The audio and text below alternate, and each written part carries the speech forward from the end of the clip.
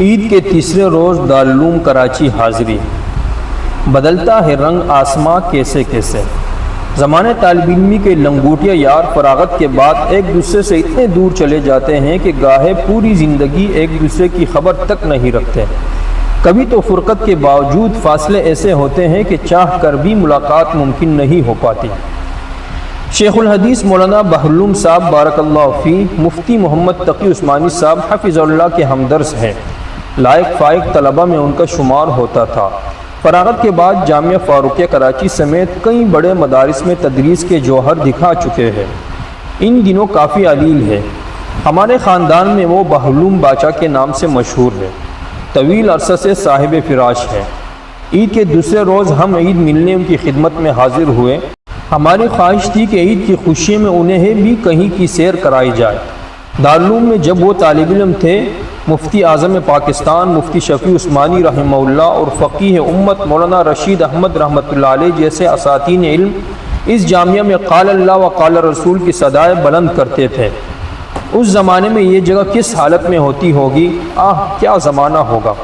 ہم نے اپنی خواہش ان کے صاحبزادے جامعہ دارالخیر کے استاد الحدیث مولانا عطاء الحق صاحب کی خدمت میں رکھی۔ مولانا عبد الرحمن صاحب عرف ملنگ حجازی نے انہیں راضی کیا۔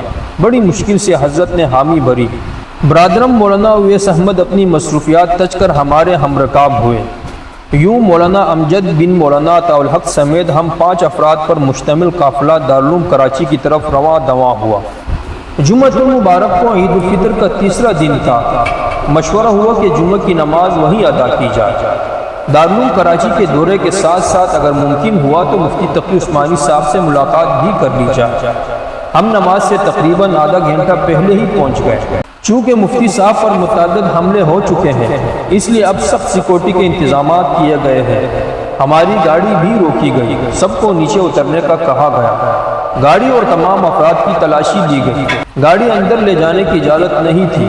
باہر ہی پارکنگ کا انتظام کیا گیا تھا۔ لوگ جوگ در جوگ جامعہ میں داخل ہو رہے تھے۔ ہم نے شیخ بحرالعلوم صاحب کا تعارف کروایا تو انہوں نے ہماری گاڑی کو اجازت دے دی۔ شیخ صاحب کے کان میں نے کہا کہ آپ کی برکات ظاہر ہو رہی ہے، تو ان کے نورانی چہرے پر مسکراہٹ پھیل گئی۔ ملنگ صاحب نیچے نہیں بیٹھتے، گھومنے پھرنے کے شوقین ہیں۔ شیخ صاحب کو مسجد کی صف میں بٹھا کر ہم نے جامعہ کے کینٹین کا رخ کیا۔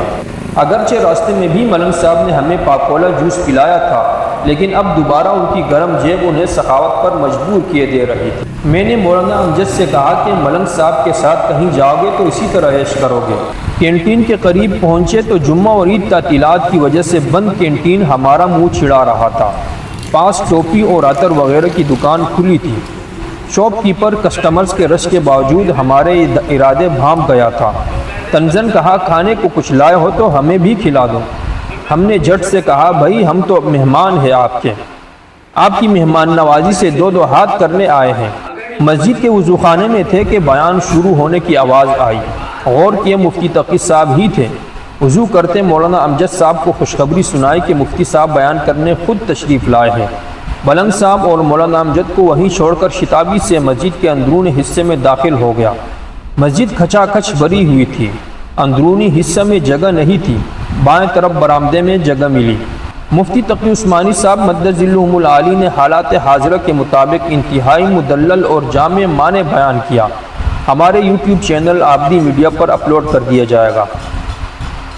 نماز کے بعد مفتی صاحب وہیں مسجد میں نکاح کی تقریب میں مشغول ہو گئے اور ہم مفتی صاحب سے ملاقات کی سبیل نکالنے میں ازسرنو مصروف ہو گئے۔ قاری محمد عثمان صاحب نے رابطہ کرنے کا عندیہ دیا تھا، لیکن اے بسا آرزو کے خاک شدہ۔ برآمدے میں دارالعلوم کراچی کے نامور مدرس معروف عالم دین مولانا عزیز الرحمان صاحب تشریف فرما تھے۔ ان کے گرد بھی معتقدین و محبین کا جھمگھٹا لگا ہوا تھا۔ آپ بھی ہمارے محترم شیخ الحدیث مولانا بحرالعلوم صاحب کے زمانے میں دارالعلوم کے طالب علم تھے۔ آپ ابتدائی اور شیخ بحرالعلوم باچا صاحب آخری درجات کے طالب علم تھے۔ ملنگ صاحب نے عزیز الرحمان صاحب سے باچا صاحب کا تعارف کروایا تو وہ بھی پہچان گئے۔ دونوں ہستیاں انتہائی محبت سے ملی۔ عزیز الرحمان صاحب کے ذہن کے نہا خانے میں ماشاءاللہ ساری میموری سیو تھی۔ فرمایا تقریباً 60 سال بعد ہماری ملاقات ہو رہی ہے۔ قہقہوں کی برسات میں ماضی کی حسین یادوں سے یکے بعد دیگرے پردہ وا کرتے جاتے ہیں۔ مختصر مجلس انتہائی پرکیف رہی۔ بہلوم باچا کافی تھک چکے تھے۔ جامعہ کی نئی عمارت دکھائی گئی، قبرستان گئے جہاں بڑی بڑی ہستیاں آرام کر رہی ہے۔ مفتی احسان الرحمن حجازی صاحب عید کے تیسرے روز خاندان کی دعوت کرتے ہیں۔ وہ ہمارے منتظر تھے۔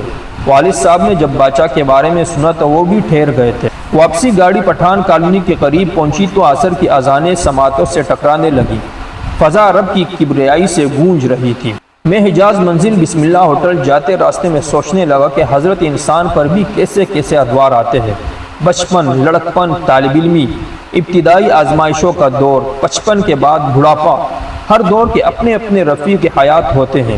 بعضے اتنے قریبی کہ انسان سوچ بھی نہیں سکتا کہ اس سے بھی جدائی واقع ہوگی، اس محبوب رفیق کے درمیان بھی فراق کی دیوار حائل ہوگی۔ لیکن پھر ہوتا یوں ہے کہ قریبی لنگوٹیا یار، ہم پیالہ و ہم نوالا بھی ایک دوسرے سے ایسے جدا ہوتے ہیں کہ زندگی بھر ایک دوسرے کا منہ تک نہیں دیکھ پاتے۔ آج کے دن بھی ہمارے ساتھ یہی ہو رہا تھا۔ شیخ الحدیث مولانا بہلوم صاحب اور مفتی تقی عثمانی صاحب زمانہ طالب علمی کے قریبی ساتھی تھے۔ یہ اس وقت کی بات ہے جب مدرسوں میں طلبہ کی تعداد بہت کم ہوا کرتی تھی۔ آج کل کی طرح جمع غفیر نہیں کہ طلبہ اور اساتذہ ایک دوسرے کو پہچانتے تک نہیں۔ بہلوم صاحب اور تقی صاحب ایک ہی چھت تھلے جمع تھے، لیکن خدام اور محافظین کی لمبی دیوار درمیان میں حائل تھی۔ طالب علمی کے دونوں یار ایک دوسرے سے مل نہیں پائے۔